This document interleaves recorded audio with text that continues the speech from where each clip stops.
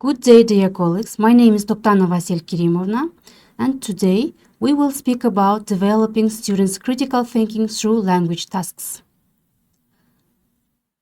Our focus in this lecture is critical thinking, one of the most essential 21st century skills, and a skill that can and must be developed in language classrooms.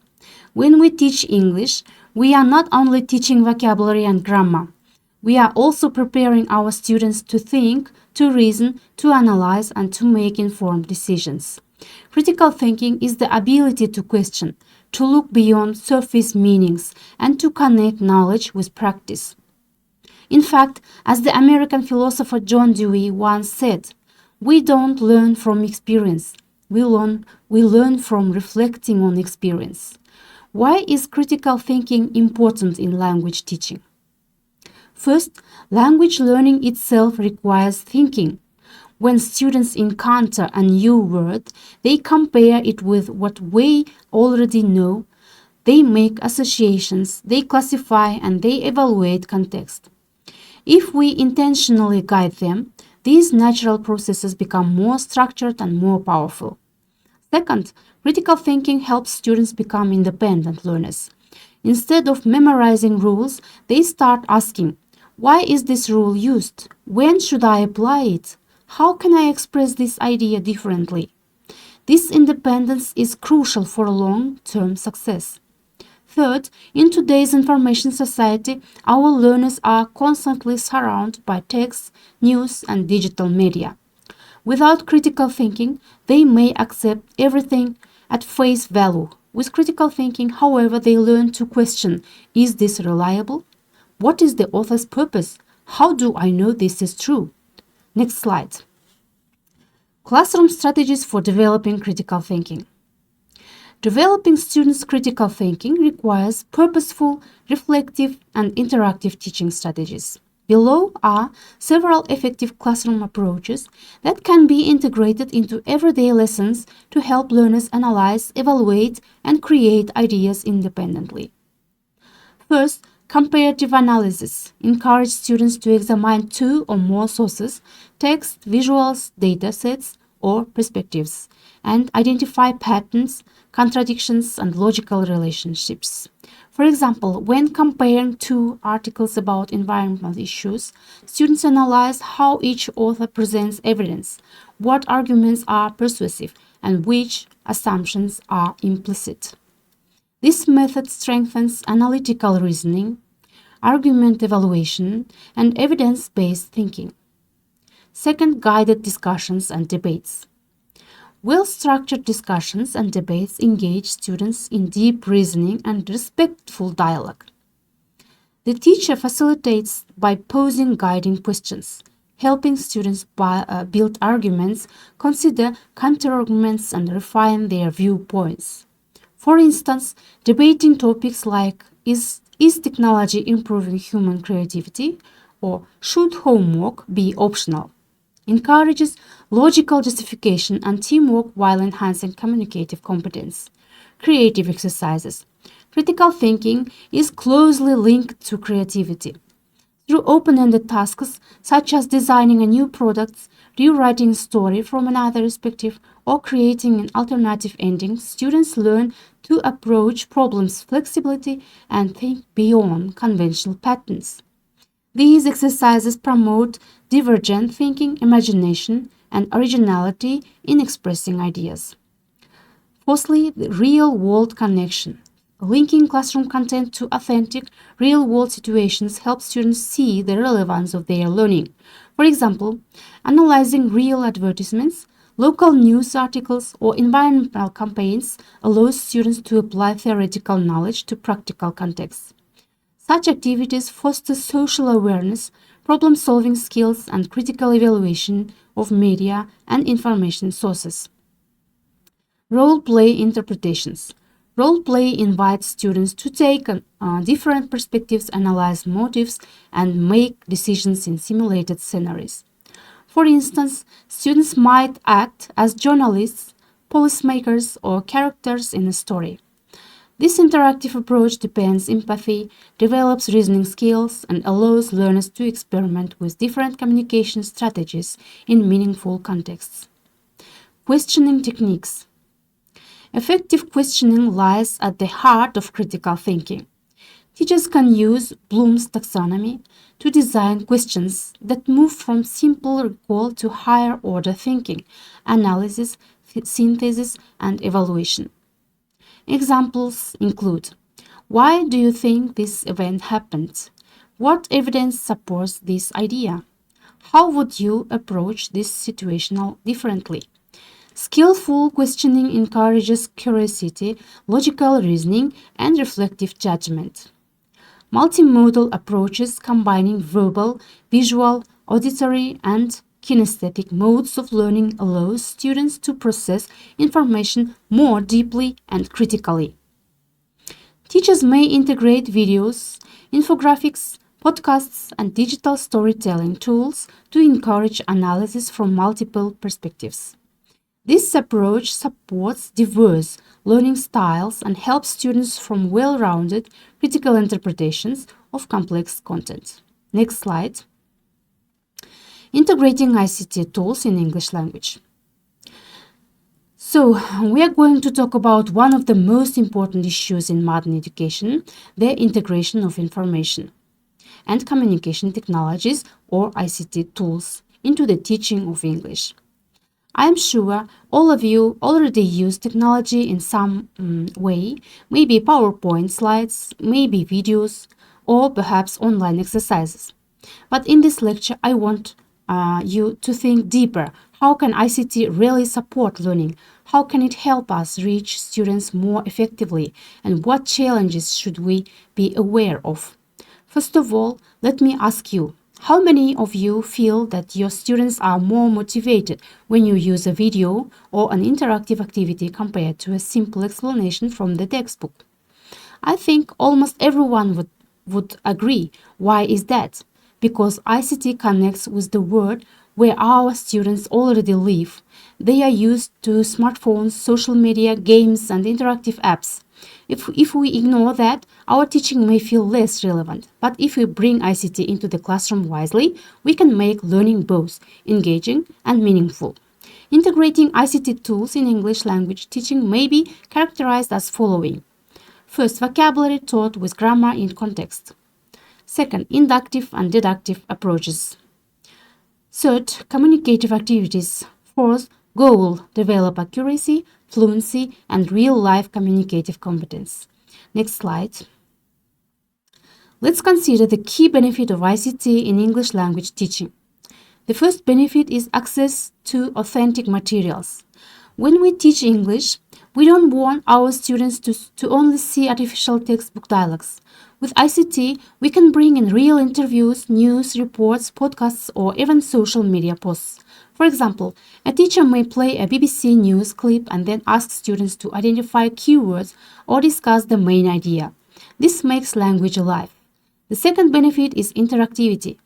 Traditional lessons are often teacher-centered. The teacher explains, students listen, but ICT allows students to interact more. Think about apps like Kahoot, quizzes, or online flashcards. Students can answer questions in real time, and the whole class can see the results instantly. This not only makes the lesson fun, but also gives the teacher immediate feedback on how well students understood the material. Another important point is personalization. With ICT, students can learn at their own pace. For example, some students may listen to a recording twice or 3 times, while others may be ready to move on. Online platforms allow us to assign different tasks to different students. That means stronger students are challenged and weaker students are supported. Now, let's think about concrete tools. What can we use in practice? Digital media, case studies, practical exercise, individual counseling, corporate guest lecture, group activity. For listening, you can use YouTube, podcasts, audiobooks. For speaking, voice recording apps, Flipgrid, or even simple video blogs. For reading, online newspapers, e-books, graded readers. For writing, Google Docs. For collaborative writings, blogs, or online forums. For vocabulary, Quizlet, Memorize, or word clouds. Maybe some of you are thinking, but what if I don't have enough equipment? What if the internet is slow? This is a very real challenge in my schools. That's why ICT should be used flexibly. Even if you have only one computer and a projector, you can still show a video, play audio, or use interactive slides. If students have phones, you can let them work in small groups with one device. Remember, the aim is not technology for its own sake, but technology that supports learning. Of course, ICT also has challenges. One of them is distraction. Students may open social media or play games instead of doing the task. Another is teacher readiness. Some teachers feel nervous about using unfamiliar apps. That's why professional development, like the course we are in now, is so important. We need to gradually explore new tools, try them step by step, and reflect on what works in our classrooms. Let me give you a small practical examples. Imagine you are teaching vocabulary on the topic of food. Traditionally, you would write the words on the board: apple, bread, rice, chicken, etc. But with ICT, you can show pictures, play a short recipe video, then ask students to describe what they saw. After that, you can use Kahoot for a quick quiz. Students are much more likely to remember the words because they saw them, heard them, and used them interactively. Another example. Suppose you are teaching writing. Instead of giving students a paper worksheet, you ask them to write a short paragraph in Google Docs. Then students can see each other's writing in real time, give comments, or even correct mistakes. This encourages collaboration and peer learning. So, what is our role as teachers? Our role is to guide, not to compete with technology. ICT is a tool, not a replacement for the teacher. The teacher decides how to use it meaningfully.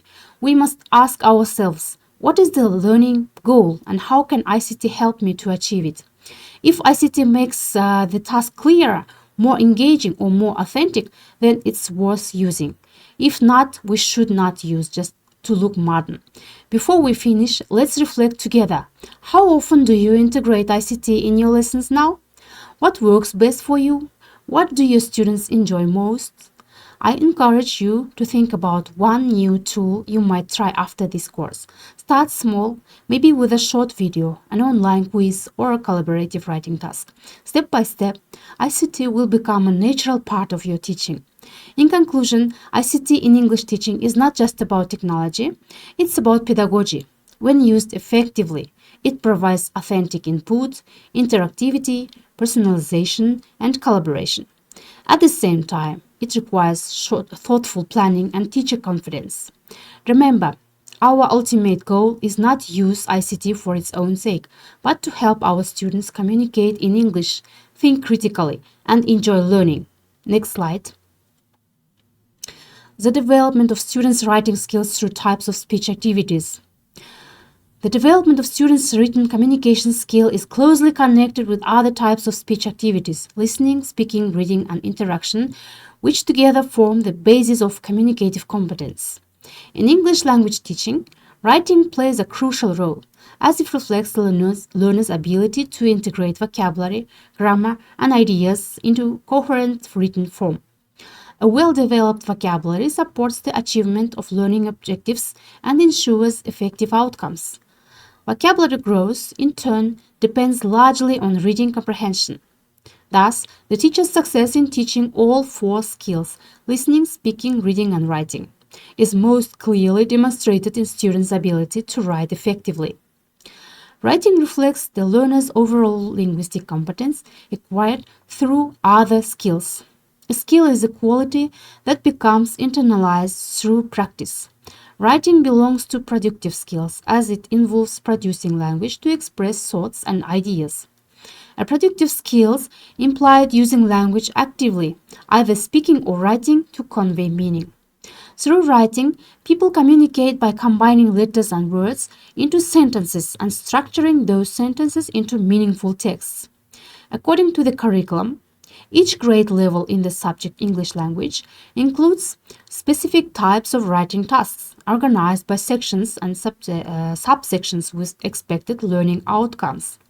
The writing component also students to develop the following skills: expressing opinions and viewpointing in writing, producing texts on various topics using appropriate style and register, planning and organizing ideas logically, writing in their own creative style, producing written work based on listening, reading, and audiovisual materials, writing in different genres, letters, descriptions, reports, essays, etc., comparing and analyzing texts, editing and transforming written content, writing persuasively to attract and convince readers, composing essays of different types and purposes.